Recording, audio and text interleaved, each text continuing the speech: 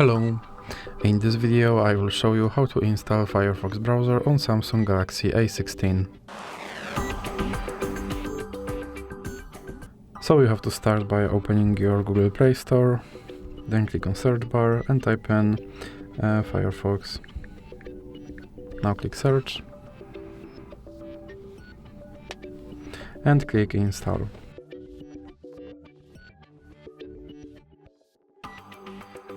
Now you can click open,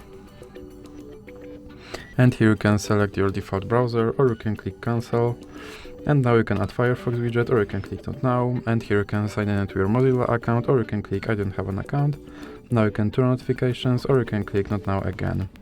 And as you can see, my Firefox browser is now installed and is ready to use. So that's it for this video. If you liked it, please remember to leave like and subscribe.